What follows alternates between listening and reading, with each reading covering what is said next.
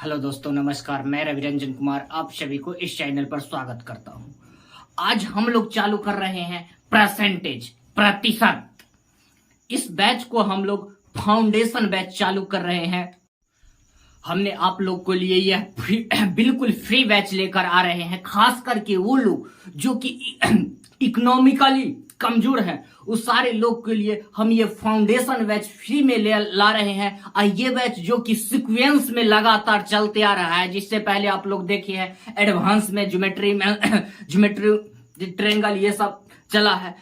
तो आपसे कह रहे हैं, जब हम अर्थमेटिक्स में परसेंटेज चालू कर रहे हैं तो आप लोग ज्यादा से ज्यादा जुड़िए और इस चैनल को सब्सक्राइब कीजिए ताकि हम लोग मिलकर आगे प्रिपरेशन में बढ़ सके।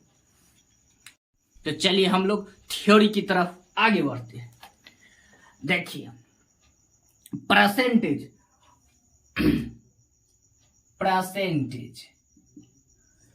किसी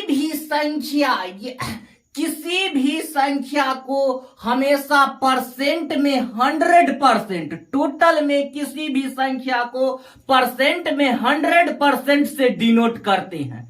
परसेंट में 100% में से डिनोट करते हैं, टोटल को अब फ्रैक्शन में 1 से डिनोट करते हैं, और फ्रैक्शन में हम लोग 1 से डिनोट करते हैं। जैसे कोई भी सामान का ही प्रचार होता है, क्या कहा जाता है? 100% शुद्धता की गारंटी है। जब परसेंटेज में बोला जाता है तो 100%, और नंबर में बोला जाता है तो नंबर 1। जैसे कहते हैं नंबर, देश का नंबर 1 सीमेंट अबूजा। नंबर्स में डिनोट करना होता है, फ्रैक्शन में तो 1 से डिनोट करते हैं। अब किसी भी चीज को अगर परसेंट में दर्शाना हो तो वो अपने आप में 100% होता है। टोटल 100% होता है।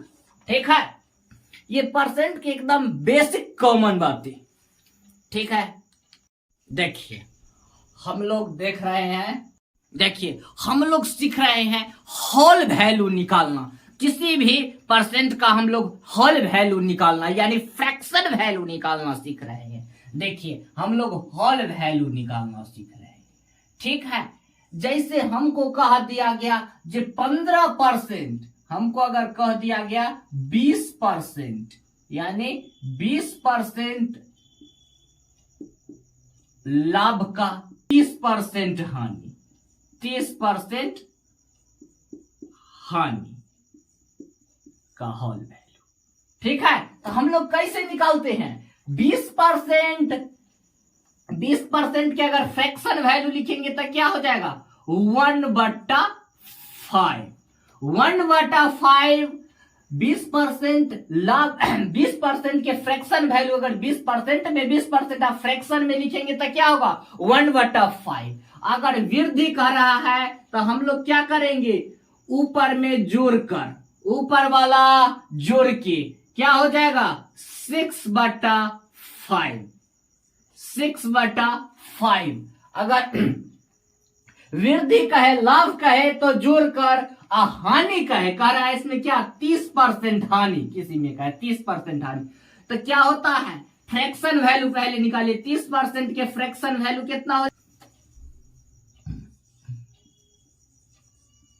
Use of whole value. इसका यूज देखिए, इसका यूज कहां होता है? बता, कहिएगा जो बता तो दीजिए, इसका यूज कहां होता है होल वैल्यू को? तो यह क्या करते हैं हम लोग? इस कॉस्ट प्राइस में होल वैल्यू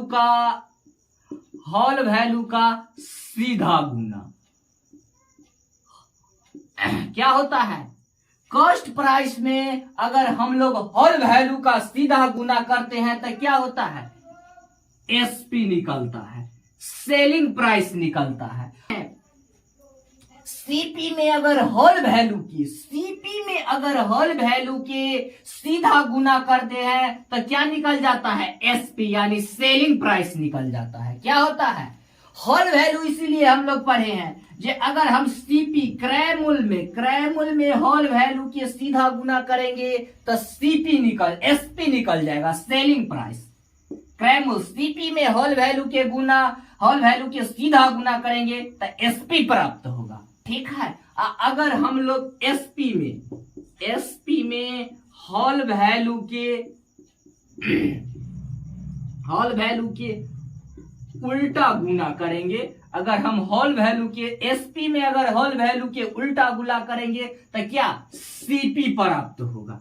ठीक है, इस चीज को आप लोग नोट कर लीजिए। सीपी में होल वैल्यू के सीधा गुना तो एसपी प्राप्त होगा, एसपी में होल वैल्यू के उल्टा गुना तो सीपी प्राप्त होगा। ठीक है, क्रय में होल वैल्यू के सीधा गुना तो एसपी प्राप्त होगा, यानी सेलिंग प्राइस प्राप्त होगा। सेलिंग प्राइस में होल वैल्यू के उल्टा गुना तो कॉस्ट प्राइस प्राप्त होगा। ठीक है, देखिए क्या है विक्रय मूल्य। विक्रय मूल्य क्या है, क्रय। इसको हम लोग कुछ परसेंट को कुछ परसेंट का हम लोग फ्रैक्शन के परसेंट का हम लोग कुछ लोग का फ्रैक्शन वैल्यू पता कर लेते हैं। जैसे कहेगा हमको 6/1/16। ठीक है, अगर हमको कहेगा 6.1/4% का फ्रैक्शन वैल्यू तो 1/16। देखिए कहेगा 8.1/3 8.1/3 का फ्रैक्शन वैल्यू निकालना कहेगा तो क्या होगा, हम लोग निकालेंगे 1/12। इस फ्रैक्शन वैल्यू को हम लोग कुछ फ्रैक्शन वैल्यू को पर ध्यान केंद्रित कर लेते हैं। जैसे देखिए 8.1/3 का फ्रैक्शन वैल्यू 8.1/3% का फ्रैक्शन वैल्यू कितना हो जाएगा 1/12। 12.5% का फ्रैक्शन वैल्यू कितना हो जाएगा 1/8। 62% का फ्रैक्शन वैल्यू कितना हो जाएगा 5/8। और 87% का फ्रैक्शन वैल्यू कितना हो जाएगा। हम लोग कुछ ऐसे ही कुछ फ्रैक्शन वैल्यू को हम लोग याद कर लेते हैं, ताकि क्वेश्चन बनाने के दौरान जब हमको कोई भी क्वेश्चन में फ्रैक्शन वैल्यू अगर भिन्न के रूप में फ्रैक्शन के रूप में दिया रहे तो डायरेक्ट उसका हम परसेंट का भिन्नात्मक मान आसानी से लिख सके। इसीलिए फ्रैक्शन वैल्यू को नोट कर लीजिए। हम लोग इसका क्या कर लेंगे, बार बार लिख के रिपीटेशन रिवाइज कर लेंगे।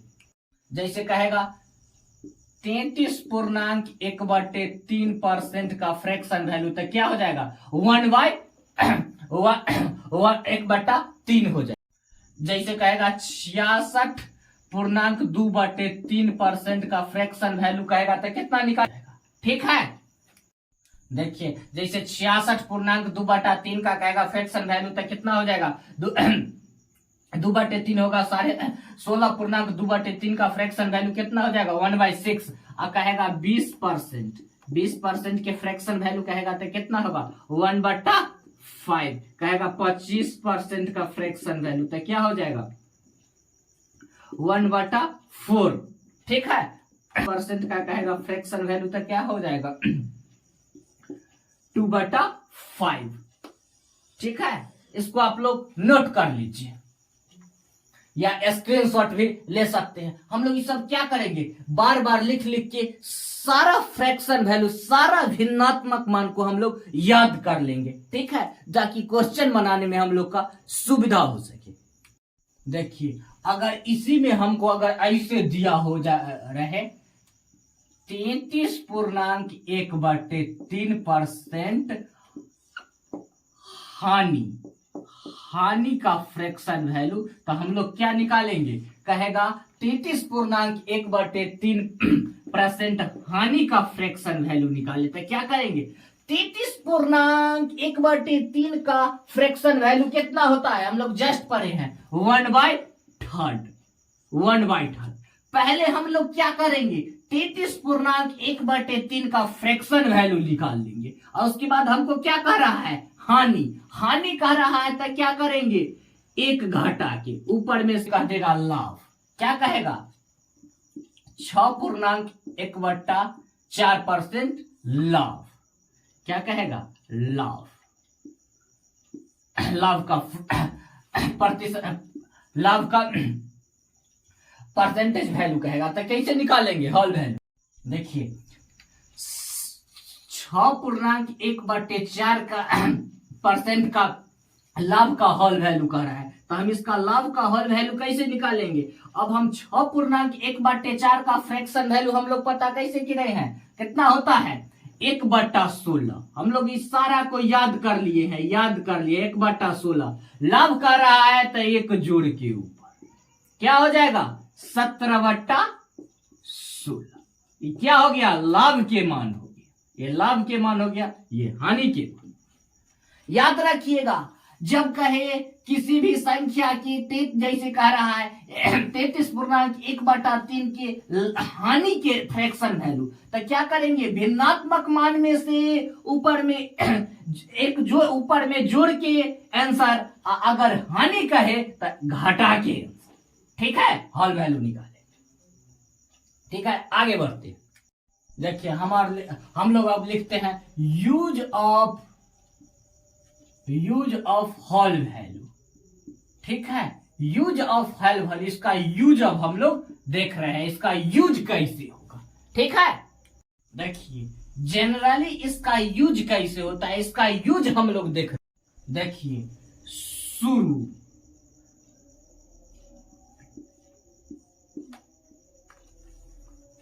देखिए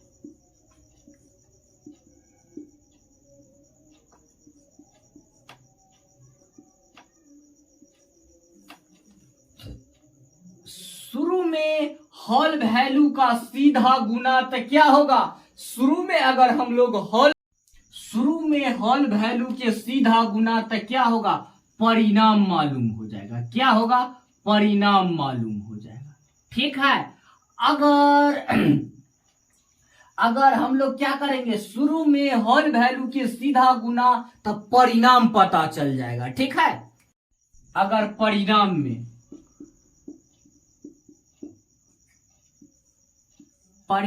में हॉल वैल्यू का उल्टा गुना, हॉल वैल्यू का उल्टा गुना, तो क्या होगा? शुरू पता चल जाएगा, शुरू वाला पता चल जाएगा।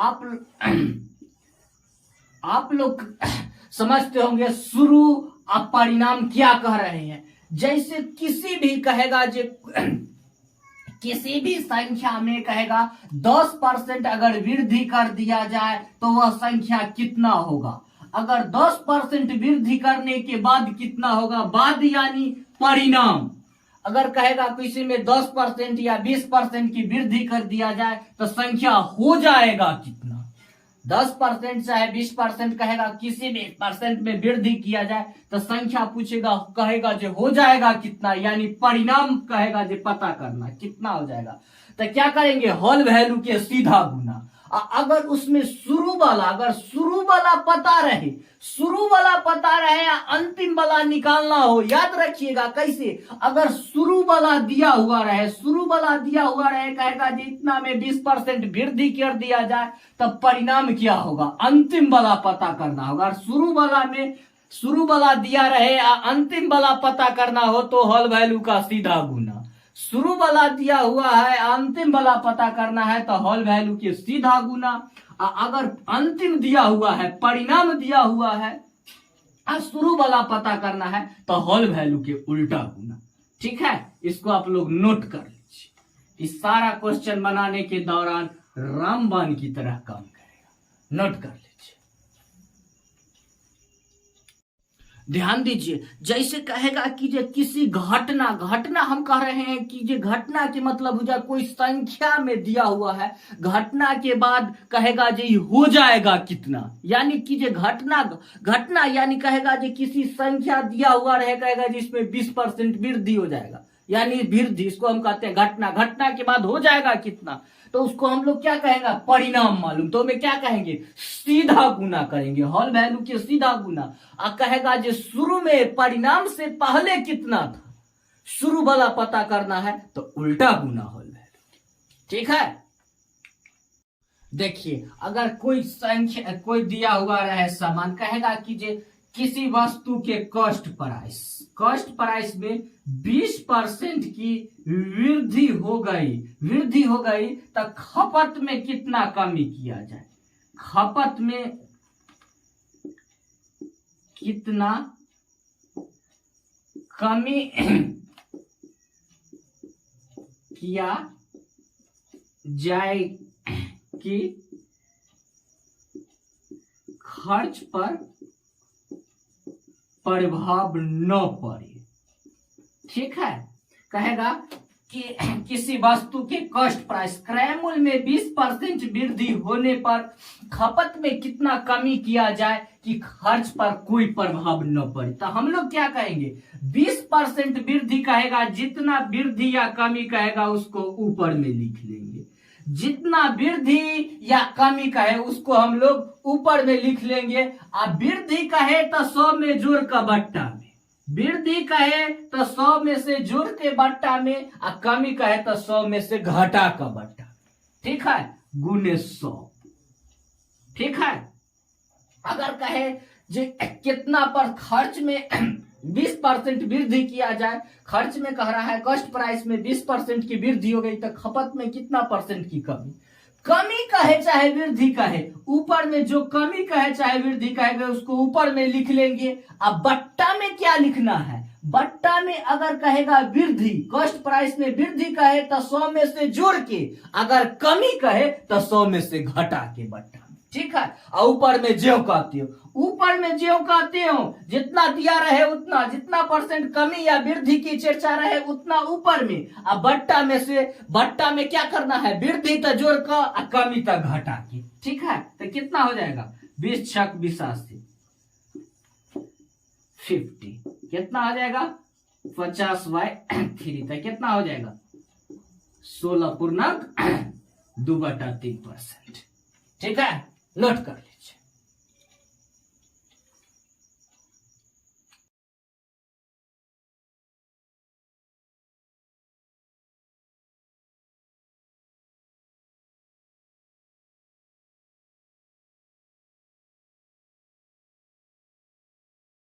इसको क्या पढ़ते हैं, ए बी फार्मूला।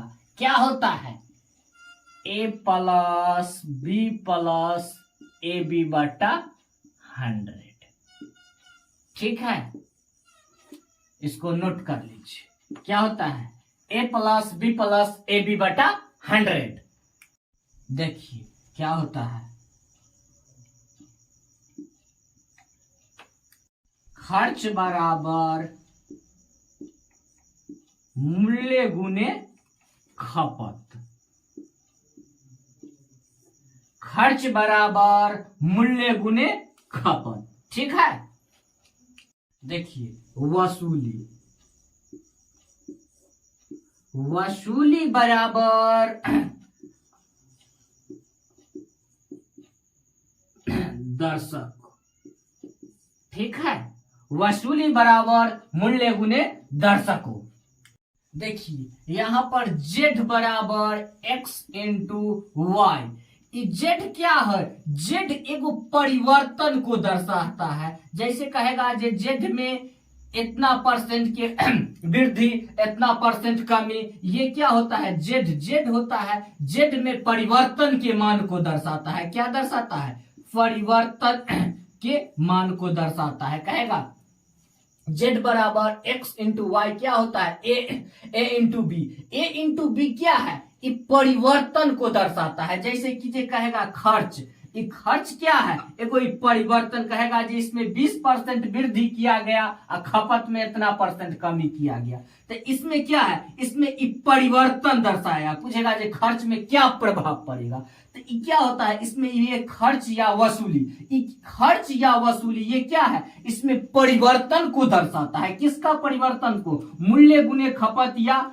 मूल्य गुने दर्शकों की संख्या। इसमें क्या होता है, ये इसमें ही ए बी फार्मूला का यूज होता है। इस में क्या होता है, ये सब हुआ जो जेड बनाए बताए, ये सब परिवर्तन को डिनोट करता है, ठीक है। इसको नोट कर लीजिए।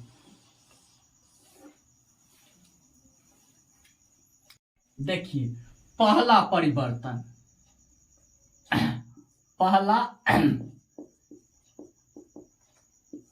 पहला परिवर्तन को ए दर्शाता है, ए दर्शाता है, जबकि दूसरा परिवर्तन को बी दर्शाता है, ठीक है। पहला परिवर्तन को ए दर्शाता है और दूसरा परिवर्तन को बी दर्शाता है, ठीक है। ए पहला में क्या परिवर्तन हुआ, पहला परिवर्तन को ए दर्शाता है जबकि दूसरा परिवर्तन को बी दर्शाता है। पहला परिवर्तन ए दर्शाता है, ए को दर्शाता है, और दूसरा परिवर्तन बी को दर्शाता है। ठीक है, देखिए अगर यही में कह दिया जाए मूल्य में 20% की वृद्धि हो गया तो हम लोग क्या लिखेंगे, +20। कहेगा मूल्य में 20% की वृद्धि हो गया और खपत में 5% की कमी हो जाएगा तो हम क्या लिखेंगे, -5। ठीक है, -5। ये क्या करेंगे, ये दोनों साइन को गुना करके यहां लिखेंगे। प्लस इंटू माइनस क्या हो जाएगा, माइनस क्या 20 × 5/100। ठीक है, तो क्या हो जाएगा 20 × 5 = 100। ठीक है, 20 × 5 = 100। 20 × 5 = 100 कितना हो जाएगा, 20 - 5 कितना हो जाएगा, 15। प्लस में आया यानी वृद्धि, प्लस में आया यानी वृद्धि। ठीक है, इसको आप लोग ऐसे ही इसको समझ लीजिए। इस सारा क्वेश्चन कहने का मतलब क्वेश्चन बनाने के दौरान सारा कॉन्सेप्ट का यूज होगा बारीकी से। ठीक है, देखिए अगर दे दिया गया हमको, इसमें मूल्य में दे दिया गया कितना, मूल्य में दे दिया गया 20% वृद्धि, तो हम लोग क्या लिखे, 20 + 20। ठीक है, इस खपत में कोई मान नहीं दे दिया गया, न कमी के चर्चा किया गया है न वृद्धि के चर्चा किया गया है। तो हम लोग क्या करेंगे, अगर कमी या वृद्धि कोई का चर्चा नहीं हो तो हम इसको x मानेंगे। क्या मानेंगे, +x। ठीक है, क्या मानेंगे हम लोग, +x। ए में दे दिया, परिवर्तन में दे दिया गया है 5, परिवर्तन में दे दिया गया है 5 में क्या परिवर्तन पड़ेगा, तो हम लोग क्या करेंगे, क्या लिखेंगे, दोनों साइन को गुना करके तो क्या होगा, 20x/100। अब बराबर में क्या दे दिया गया है, 5 -5 दे दिया गया है। ठीक है, बराबर में क्या दे दिया गया है, -5। परिवर्तन में -5 में क्या कितना का परिवर्तन आ जाएगा। ठीक है, तो हम लोग क्या लिखेंगे, देखिए क्या हो जाएगा, 20 × 5 = 100। ठीक है, 20 × 5 = 100 क्या हो जाएगा, उधर जाएगा तो क्या हो जाएगा, उधर जाके क्या होगा, जुटेगा। क्या हो जाएगा, प्लस उधर जाके माइनस हो जाएगा, तो -5 -20 कितना हो जाएगा, 25। क्या हो जाएगा, 25। ये कितना हो जाएगा ये कितना हो जाएगा, हमको x/5 तो कितना हो जाएगा, x की वैल्यू कितना आ जाएगा, x के वैल्यू 125 माइनस यानी कमी। ठीक है, अगर कुछ नहीं दिया हुआ रहे तो +x मानेंगे, अगर यहां पर कुछ नहीं दिया रहेगा तो हम इसको क्या मानेंगे, हमेशा +x मानेंगे। ठीक है, z क्या था, z हमेशा परिवर्तन को दर्शा रहा था। किसको दर्शा रहा था, z हमेशा परिवर्तन को दर्शा रहा। ठीक है, धन्यवाद। आज यहीं तक हम लोग आज थोड़ा सा इंट्रोड्यूस किए हैं, कल से हम लोग मूल थ्योरी के तरफ आगे बढ़ेंगे और उसके बाद हम लोग आज क्या बताए, हम लोग अपना पढ़ाने का हम अपना थोड़ा सा प्रारूप बताए हैं। कल से हम लोग मूल थ्योरी पढ़ाएंगे और लगातार क्वेश्चन और थ्योरी का सिलसिला जारी रहेगा। तो आप लोग जितना से जितना ज्यादा हो जुड़िए और चैनल को सब्सक्राइब कीजिए, लाइक कीजिए। फिर मिलते हैं हम लोग नेक्स्ट वीडियो।